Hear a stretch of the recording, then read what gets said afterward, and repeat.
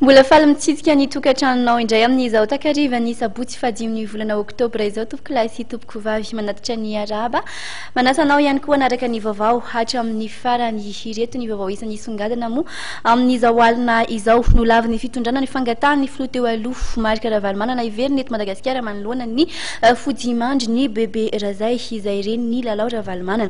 Mbola manainy amin'ny tsy antanterahany fifidianana kosa ireo ray aman-dreny ara-drazana ho an'ny tontolo ny fampianarana dia amin'ny alatsinainy fafito ny volana oktobra izao no fidirana ofisialy ho an'ny taom-pianarana 17 efatra ambin'ny folo sy roa arivo.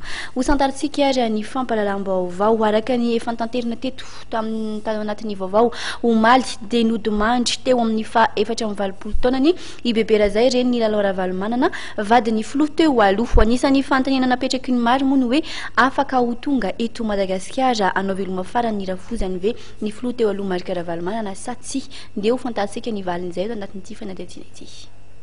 Nanao fangatahana iverina eto Madagasikara Marc Ravalomanana filoha teo aloha ary sistany politika any Afrika Atsimo no hatramin'ny taona 2010 noho ny fahoriana izay miantra amin'ny fianakaviany dia nahafatesana rafozany Razay ary amin'ny na i Bebe Razay no antony fangatahany ody.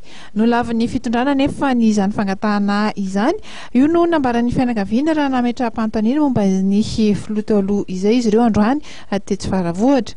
Anisan'ny tonga namangy teny faravohatra androany ny professeur Marc manana ny ambarany ary ity mpitsara resam-pirenena teo aloha ity mikesika ny filoha teo aloha eto an-tanindrazana izay.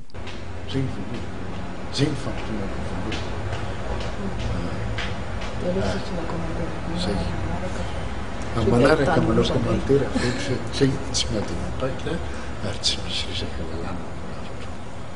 Raha ny fandaram-potoana dia ny alatsinainy ho avy izao amin'ny 7 maraina no hiala en'ny faravohatra trano fonenan'ny fianakaviana Ravalomanana ny nofo mangatsika ny Bebe Razay entina nomezam-boninahitra an'Andriamanitra amin'ny fiangonana FJKM Ambohimano Alasora Betesta alohany ametrahana azy amin'ny fasan-drazany ao manombo ny Ambohimandry.